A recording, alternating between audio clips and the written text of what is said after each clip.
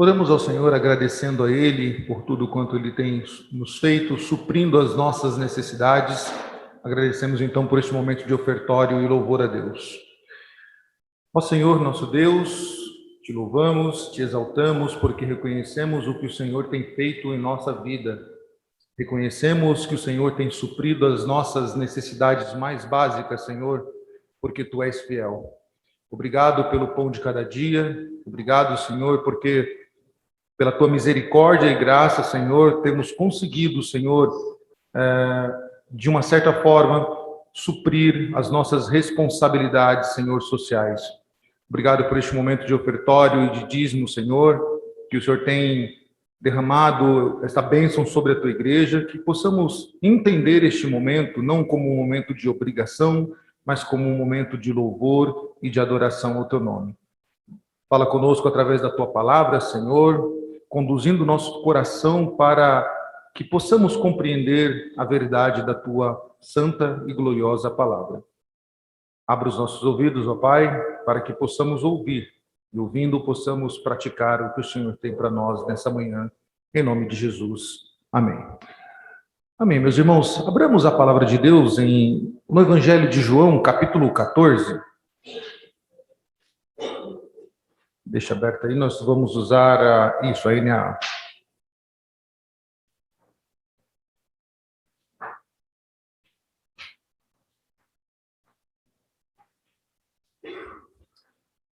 Meus irmãos, o que você faria se você recebesse aquela notícia, mas aquela notícia que mexeria de vez com as suas estruturas?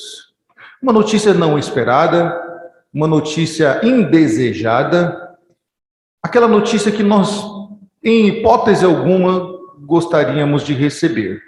Por exemplo, a notícia como as famílias de Santo Amaro receberam nessas últimas 2 semanas, família do seu Jaime e família do seu Sebastião. Veio o diagnóstico médico e o médico disse: não tem mais jeito, família. Nós vamos aplicar a morfina para que o seu ente querido não sofra mais dor e desse sono ele não vai acordar mais. Como receber uma notícia dessa se nós estamos esperando ali a cura, o milagre, estamos esperando que Deus reverta aquela situação, por mais difícil que possa ser aquela enfermidade, nós não queremos ouvir do médico este diagnóstico. Nós não queremos ouvir, olha, vamos aplicar a morfina e o seu parente não vai mais acordar. Não, nós não queremos ouvir isso. Nós queremos o médico dar um outro diagnóstico e uma outra resposta. Como lidar com a notícia de que você perdeu o emprego tão querido, tão desejado? Depois de anos de casa, depois de prestação de serviço, com muito empenho, o patrão chega e diz: olha, te agradecemos por todos os anos de casa, mas infelizmente estamos te desligando do quadro de funcionários dessa instituição, desta empresa. O que fazer quando, diante de um casamento de anos de afinidade, com filhos, família, consolidado, um dos dois diz: não quero mais. Não quero mais continuar com você. O que fazer diante de notícias como essas, meus irmãos? Como nós, cristãos, povo de Deus, como nós, igreja do Senhor, lidamos com uma notícia desagradável, uma notícia que mexe com a nossa estrutura e como lidar com isso para que nós continuemos a confiar naquele que nos chamou, naquele que nos salvou. Nós vamos ler um texto em que os discípulos, eles receberam uma notícia muito ruim e agora eles se encontram num estado em que eles precisam ser trabalhados pelo Senhor. João 14 é um texto em que os discípulos eles estão com o seu coração profundamente magoado, chateado, profundamente entristecido. O coração dos discípulos aqui nesses versículos que nós vamos ler não é um coração de quem está alegre, não é um coração de quem está feliz, mas é um coração de quem recebeu uma notícia ruim, um diagnóstico ruim e agora se encontra numa profunda tristeza na alma. Leiamos o texto. Que o coração de vocês não fiquem angustiados. Vocês creem em Deus, creiam também em mim. Na casa de meu pai há muitas moradas. Se não fosse assim, eu já lhes teria dito, pois vou preparar lugar para vocês. E quando eu for e preparar um lugar, voltarei e os receberei para mim mesmo, para que, onde eu estou, vocês estejam também. E vocês conhecem o caminho para onde eu vou. Somente até aqui, meus irmãos. Para entendermos esse texto, eu convido você a voltar algumas páginas de sua Bíblia, aí no Evangelho de João, no capítulo 13, porque a notícia que eles recebem, aqui eles já receberam a notícia, eles já estão tristes. Mas se você for lá no capítulo 12, a partir do versículo 27, olha que interessante. Jesus falando com os discípulos. João 12, a partir do 27. Agora a minha alma está angustiada. E o que direi?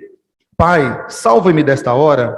Não, pois foi precisamente com este propósito que eu vim para esta hora. Pai, glorifica o teu nome. Então veio uma voz do céu. Eu já o glorifiquei e ainda o glorificarei. A multidão que estava ali e que ouviu aquela voz dizia haver havido um trovão. Outros diziam, foi um anjo que lhe falou. Então Jesus explicou. Não foi por minha causa que veio esta voz, e sim por causa de vocês. Chegou o momento deste mundo ser julgado, e agora o seu príncipe será expulso. E eu, quando for levantado da terra, atrairei todos a mim. Ele dizia isso significando com que tipo de morte estava para morrer. A multidão disse, nós ouvimos da lei que o Cristo permanece para sempre. Como então você diz que é necessário que o Filho do Homem seja levantado? Quem é esse o Filho do Homem? Jesus respondeu, ainda por um pouco a luz está com vocês. Andem enquanto vocês têm luz, para que não sejam surpreendidos pelas trevas, e quem anda em trevas não sabe para onde vai. Enquanto vocês têm a luz, creiam na luz para que se tornem filhos da luz. Jesus, então, anuncia a sua morte, fala da sua morte para os discípulos e todos que estão ali ouvindo. Mas não só isso é a notícia que os discípulos recebem. No capítulo 13, depois de Jesus lavar os pés dos discípulos, Jesus indica o traidor, aquele que ia trair, que estava no meio dos discípulos. Né? Jesus disse, olha, um entre vocês vai me trair.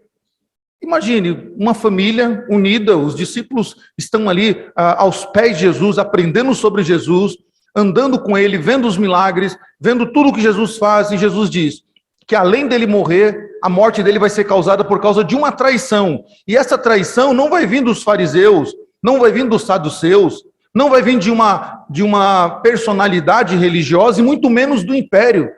Essa traição virá dentre um deles, um dos 12. Alguém que está ali, que viu os milagres de Jesus, alguém que presenciou todas as bênçãos de Jesus, alguém que esteve ali nos momentos de alegria e de tristeza, trairá Jesus. E não só isso. Tem mais ainda a notícia que eles recebem. Eles recebem a notícia de que Pedro, o próprio Pedro recebe a notícia que ele negaria a Jesus quando ele diz, não, Senhor, para onde o Senhor vai? Né? Permita que eu vá contigo, porque eu dou a minha vida pelo Senhor. O Senhor diz, não, Pedro, você vai me negar 3 vezes. E não só isso, meus irmãos, a notícia que eles recebem também a notícia que todos eles abandonariam Jesus. Todos eles, no momento da morte de Cristo, cada um sairia, fugiria, poupando a sua vida. Diante dessas notícias, o coração dos discípulos fica angustiado, fica turbado, como diz a versão tradicional, né? Não se turbe o vosso coração. Por que Jesus está dizendo isso? Porque é no coração do ser humano que é reservado todos os sentimentos, emoções, tudo aquilo que nós expressamos externamente, provém do coração. Simples. Você levantou da cama hoje e conforme o teu coração, o teu rosto mostrou ou o mau humor, ou a alegria, né? Como eu conversava com um irmão da igreja ontem, ele falou assim, rapaz, eu não entendo como que a minha esposa, ela levanta tão alegre que ela quer falar assim, e eu já acordo de mau humor, e ela acorda falando com todo mundo, nem ele pula da cama, já está conversando, alegre, feliz. O coração alegre, então transmite o que está acontecendo através das suas atitudes externas. O mesmo passo que alguém que não está de bem com a vida também transmite isso. Então Jesus está dizendo, não deixe que o coração de vocês fique perturbado. Não se turbe o vosso coração. É no coração do ser humano, quando recebe essas notícias, que ele vai então externar aquilo que está dentro dele, aquilo que ele está sentindo. Por isso, Jesus começa então a trabalhar no coração desses discípulos. Jesus não começa a tratar deles de forma externa, ou ou dar um outro tipo de tratamento, mas é no coração. Porque as Escrituras dizem que o coração do homem é de quem provém todas as coisas, tanto boas ou ruins. Jesus está dizendo para eles, calma, acalmem o coração de vocês. A notícia que vocês receberam não foi boa? Vocês não conseguiram ainda absorver essa notícia da minha morte, da traição de um de vocês, do abandono que vocês me causarão? Mas calmem, não perturbe o coração de vocês. E como não perturbar, meus irmãos, o coração? Como o nosso coração, como manter um coração alegre, um coração dentro de um caminho sem ser de tristeza, recebendo notícias ruins? Como lidar com isso? Diante dos exemplos que eu citei. Como não deixar o nosso coração ficar perturbado diante de uma notícia de morte de alguém querido? Ou de um abandono? Ou da perca de algo importante para nós? É difícil, reconheço. E Jesus sabe que é difícil, por isso ele logo em seguida diz, creiam em Deus, creiam também em mim. Ou na versão aqui, vocês creem em Deus, creiam também em mim. A crença em Deus não é puramente um acreditar no Senhor. Não é puramente, eu sei que Deus existe, porque a Bíblia diz que os demônios também fazem isso. Eles sabem que o Senhor Jesus existe, que Deus existe. Para trabalhar um coração que recebe essas notícias, que recebe todos esses dissabores, que recebe todas esse maço de informações ruins, somente a crença em Deus, mas não uma crença religiosa, não uma crença de eu acredito por acreditar, ou então eu faço o meu protocolo dominical indo para a igreja porque eu creio em Deus. E uma aspas aqui, o nosso evangelho brasileiro, infelizmente, ou deixa eu não ser justo com o nosso país, o evangelho, quase que no mundo todo, esse evangelho dos tempos de hoje é um evangelho de protocolo. Eu vou para a igreja porque faz parte do rito, vou lá, canto os hinos, ouço a palavra, participo da escolinha bíblica dominical e cumpri o meu protocolo de cristão. Hoje posso viver minha vida. Não. Crer em Deus não é ter um protocolo dominical de cumprir esses requisitos. Também não é você sair dizendo eu sou crente. Ou você ouvir os hinos lá no seu local de trabalho, ou colocar um som bem alto na sua casa para que todos os vizinhos saibam que você é crente. Não é isso. Ser crente não é carregar a Bíblia somente para onde você for. Não é isso. Para trabalhar um coração que está angustiado diante de notícias ruins, diante de notícias que tiram os nossos pés do lugar, diante que mexe com o nosso interior, a ponto de, em algumas situações, nem lágrimas nós conseguimos colocar para fora. Para resolver este problema, somente a confiança em Deus. Crer em Deus, meus irmãos, é confiar que Deus está no controle de todas as coisas. Crer em Deus é você saber que ainda que tudo está errado, Deus está presente nesta situação. Crer em Deus é você não ver uma solução para este problema, ainda que seja a morte, mas você reconhecer que Deus é o Senhor até mesmo da morte.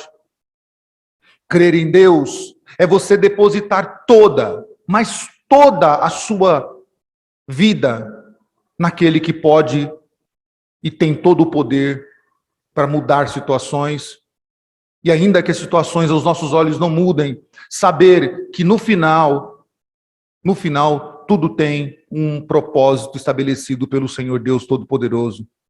Confiar em Deus, meus irmãos, é depositar na mão dele a nossa vida e dizer, como Paulo diz, já não vivo eu, mas Cristo vive em mim. Então, para trabalhar um coração que está perturbado, angustiado, somente a confiança irrestrita, 100% em Deus.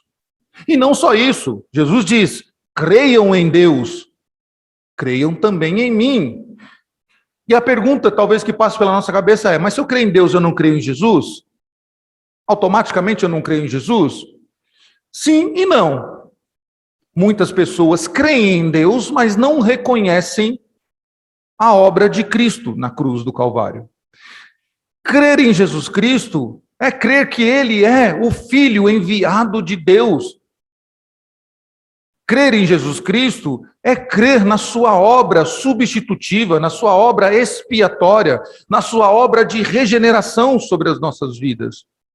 Crer em Jesus é crer que Ele é tão poderoso quanto o Pai. Crer em Jesus é crer que Jesus também é soberano sobre todas as coisas, assim como o Pai o é.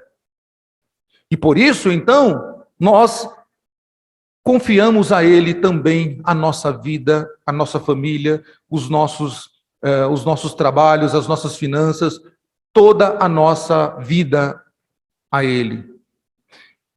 Para que o coração dos discípulos deixassem aquela angústia e eles prosseguissem no caminho que estava estabelecido a eles, Jesus então trabalha neste coração angustiado, diz, não se turbe o vosso coração.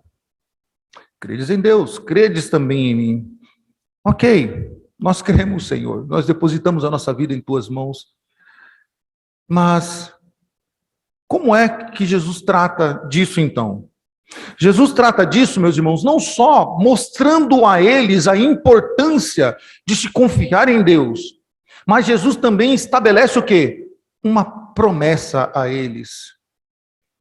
No momento mais difícil da vida dos discípulos, Jesus faz uma promessa aos discípulos, dizendo isso, na casa de meu pai há muitas moradas. E talvez nós, mais de 2000 anos depois, não entendemos isso. Dizendo assim, mas espera aí, para que Jesus está dizendo isso aqui, que na casa de Deus há muitas moradas? Por que Jesus está prometendo aos discípulos, fazendo uma promessa a ele de morada, sendo que eles estão tristes, angustiados, estão arrasados, porque Jesus vai morrer, um dos 12 vai o trair, Pedro vai negar, os discípulos vão todos fugirem, poupando a sua vida, e Cristo vai ficar só. Aqui o termo que é usado para moradas é muito importante no seu contexto. Por quê? Porque Jesus está dizendo para eles, tudo isso que vai acontecer não é o fim de vocês. Tudo o que está para acontecer e outras coisas mais que Jesus já disse no sermão escatológico, não é o fim. O que Jesus está querendo dizer a eles, meus irmãos, é que, ainda que a situação seja mais difícil do que você possa imaginar, e ainda que algumas situações na vida pareçam que seja o fim, na verdade não é o fim. Jesus está dizendo, eu vou morrer, mas a morte não vai me vencer. Opa, peraí, como assim? Você vai morrer, mas a morte não vai te vencer? Não, é isso mesmo. A morte não venceu Jesus e nós já sabemos o desenrolar da história. Jesus morre naquela cruz, nos substituindo, mas a morte não o venceu, foi ao contrário, Jesus que venceu a morte. Paulo diz isso, onde está a morte? Onde está o teu aguilhão? Paulo diz que tragada foi a morte pela vitória. Jesus venceu até mesmo a morte. Então ele está alegrando o coração dos discípulos, dizendo, Na casa de Deus há muitas moradas. Se não fosse assim, eu não estaria dizendo para vocês. Eu não vou dizer para vocês algo que não seja verdade. Existem moradas preparadas para vocês. E Jesus já disse também, falas atrás, aos discípulos, que eles também passariam por um tipo de morte diferente dos comuns. Que os discípulos beberiam do cálice de Jesus. Não agora, mas eles beberiam como de fato todos eles beberam do cálice de Jesus. A morte, meus irmãos, não é o fim para o cristão. Por isso nós não tememos a morte. Por isso nós não tememos um momento em que ela chegar para nós. Nós não queremos, evitamos, né? Controlamos para que, ou tentamos evitá-la, mas um dia, quando ela chegar, nós não temeremos. Nós somos um povo diferente em meio a este momento em que nós vivemos de terror, de medo sobre a terra, em que esse vírus mostrou o lado verdadeiro de muitos que se diziam cristãos, que se apavoraram, que se trancaram nos seus palácios, nas suas casas fortificadas, que fizeram dos seus lares, em vez de tabernáculo de Deus, em vez de casa de Deus, fizeram o seu castelo forte. Não como o castelo forte que a Bíblia diz, mas fizeram o seu abrigo contra um vírus que poderia chegar e lhe pegar. E eu não estou dizendo que nós não devemos nos proteger e proteger a nossa família. Não é isso. Mas, quando ela chegar, nada vai evitá-la. Nada vai evitar. E isso foi provado em muitos casos no Brasil e no mundo. O que pode evitar este momento, aliás, o que pode evitar esse momento, o que pode nos proteger de qualquer coisa? Crer em Deus, crer em Jesus. Então nós não tememos. Por que nós não tememos? Porque a morte não é o fim para nós. Nós temos a convicção de que quando ela chegar para nós, nós vamos desfrutar da verdadeira vida. Nós iremos herdar esta promessa que Jesus disse aqui que não falhará. As moradas eternas preparadas para cada um de nós. E o curioso, interessante é que ao longo da Escritura, esta promessa se repete por muitas e muitas vezes no Antigo Testamento. Você vai lembrar lá do livro de Gênesis, quando Jacó tem um sonho de uma escada, que ele está subindo, existe uma promessa para ele ali, uma promessa de uma casa celestial. Por isso ele coloca o nome de Betel, casa de Deus. Em outros, através de outros profetas, de outros patriarcas, Deus também estabeleceu essa promessa de casa eterna. O que o Senhor está dizendo para nós? O que o Senhor estava dizendo para os discípulos que serve para nós? Calma, não é o fim aqui. A vida de vocês não é aqui. A vida de vocês está reservada na casa de meu Pai, aonde cada um de vocês tem morada. Por isso, Jesus estabelece essa promessa que não falhará. Esta promessa não falhará. E é justamente após essa promessa que o Espírito Santo é prometido aos discípulos. Se você for ver mais linhas abaixo aí, a partir do versículo 15, Jesus então começa a prometer aos discípulos o quê? O Espírito Santo está dizendo assim, eu vou morrer, eu vou preparar o lugar de vocês lá, porque a vida de vocês não vai acabar aqui, mas eu não vou deixar vocês sozinhos, eu vou deixar o Espírito Santo que é um outro, né, um outro como Jesus, para que vocês não fiquem órfãos, porque Jesus sabe, meus irmãos, que a vida aqui na terra, que as dificuldades que nós enfrentamos, sem o auxílio do Espírito Santo, nós não conseguiríamos vencer e suportar. Nós seríamos tragados pelas dificuldades da vida e por todas as coisas que nos acometem no dia a dia.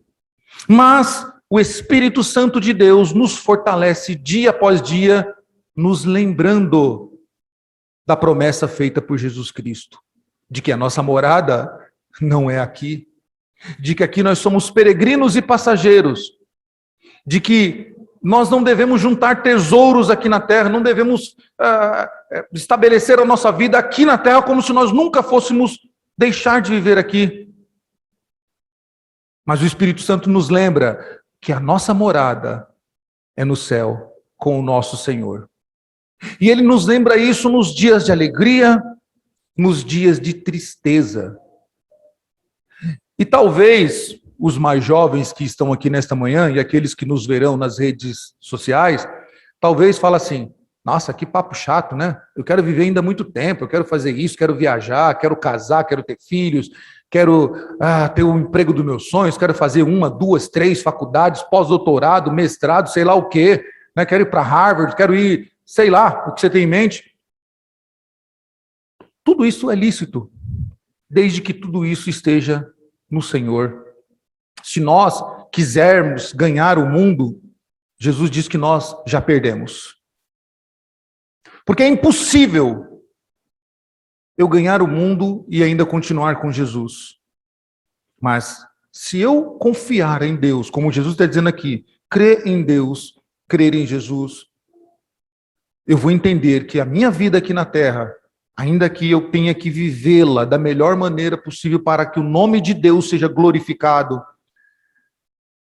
e entendendo que a minha pátria é no céu, que o meu lar é no céu com o Senhor, e que um dia eu vou estar nas minhas moradas celestiais que o Senhor preparou para mim, a vida nós vamos aprender a viver essa vida aqui na terra. E diante dos dissabores da vida, diante das dificuldades da vida, nada irá nos abalar. Esses homens que por um momento ficaram abalados, ficaram com seu coração angustiados e perplexos, acalentados pelo Senhor com essa promessa, recebendo o Espírito Santo de Deus, esses homens fizeram o seu papel de evangelizadores e missionários do reino de Deus, expandindo a palavra do Senhor e suportando a morte quando chegou a eles. Engraçado, meus irmãos, engraçado não, interessante que o que Jesus prediz sobre a sua morte acontece, eles presenciam tudo aquilo, mas depois, cada um deles, um a um, eles começam a beber do cálice que Jesus diz. Alguns deles aqui são apedrejados, outros são decapitados, outros cerrados ao meio. O último, João, é jogado numa ilha cheia de serpentes venenosas para morrer ali, depois de tentar matá-lo por várias vezes. Mas diz a história que nenhum deles sucumbiu diante da morte. Eles aprenderam com o mestre. As escrituras não diz, penso eu, e lendo alguns comentaristas, que cada um deles, quando estiveram diante da vil e amarga morte, seja no momento da decapitação, seja no momento em que estão prestes a ser cerrados ao meio, ou crucificados, ou indo para a ilha de Patmos, cada um deles deve ter lembrado da promessa feita por Jesus, dizendo: daqui a pouco eu vou herdar a minha pátria celestial. Daqui a pouco eu estou indo para encontrar com o Mestre, assim como o Mestre diz que eu passaria por isso, eu vou encontrar com o Mestre. Os pais da igreja narrando, né, e muitos comentaristas narrando que havia alegria no coração dos discípulos quando chegou o momento deles deixarem este mundo. Talvez os cristãos de hoje, essa geração light de cristão, é o cristão por protocolo, não saiba o que é estar alegre no dia difícil da vida. Esses homens entenderam, e porque eles receberam o Espírito Santo de Deus, para que a promessa fosse lembrada a eles dia após dia, no momento em que eles enfrentaram a vil morte, houve alegria, houve contentamento, porque eles sabiam que a morte não era o fim. Não era o fim. Meus irmãos, a nossa vida aqui na terra, a nossa caminhada, ela nunca será fácil. Aliás, não foi isso que Jesus prometeu para nós. Você pode traçar os seus planos e deve fazer isso. Você tem o direito de estabelecer uma jornada de vida que você busque a felicidade, isso é lícito. Mas Jesus diz que no mundo nós teríamos aflições, não há a promessa de que a nossa vida vai ser 100% feliz. Mas como viver uma vida feliz mesmo em meio ao caos? Colocando a nossa vida nas mãos do Senhor, confiando no Senhor. Se nos momentos de dificuldade que nós enfrentarmos, e esse específico que nós vivemos agora, você ignorar a promessa feita por Jesus, sua vida será um caos. É por isso que muitos têm aí se trancafiado nas suas casas, têm perdido este contato social. Por isso em que muitos estão relutando para voltar para a igreja. Por isso que muitos insistem em continuar no virtual, não querendo contato com pessoas, querendo distanciamento de quilômetros, de continentes, porque elas perderam justamente isso que Jesus está dando para os seus discípulos. Elas não querem perder esta vida.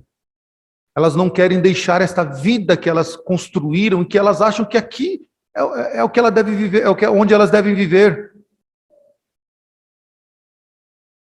Se nos momentos difíceis da nossa vida, seja qual for a situação, se essa promessa de vida eterna estiver enraizada no nosso coração, nada, absolutamente nada, angustiará o seu coração.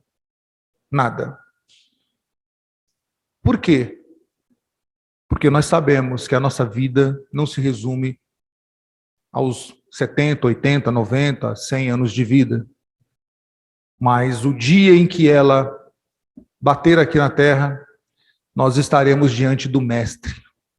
Estaremos diante de Abraão, de Isaac, de Jacó. Veremos o rei Davi, veremos Ana, aquela mulher de fé, veremos Raabe e conversaremos com todos eles. Nós veremos os nossos entes queridos. Há uma certeza de que nós encontraremos todos os nossos irmãos, encontraremos os fundadores dessa igreja, pessoas que sentaram nesses bancos, celebraram conosco, cantaram conosco, evangelizaram esse lugar conosco. São, de certa forma, instrumentos de Deus para que essa igreja estivesse em pé, mas hoje estão na glória celestial, nas moradas eternas, e daqui a pouco nós nos encontraremos com eles para uma bela festa, para uma celebração eterna, onde nada mais nos separará, nada mais nos angustiará. Se o nosso coração aqui na terra, ele já estiver visualizando essas coisas do porvir, nada nos angustiará. Nem a morte, nem o emprego dos sonhos, nem o casamento que se foi, ou o relacionamento que se foi, ou a oportunidade de estudar na maior faculdade do mundo, ou as finanças, ou percas gerais. Se o nosso coração estiver nesta promessa gloriosa de que há moradas eternas preparadas para nós, o nosso coração estará guardado de todas as mazelas da vida. Que o Senhor, meus irmãos, Ele continue através do Espírito Santo de Deus nos consolando com essa promessa, reforçando em nosso coração essa promessa, nos lembrando diariamente desta promessa gloriosa e nos fazendo entender que a nossa vida não se resume ao tempo em que aqui nessa terra viveremos. Amém.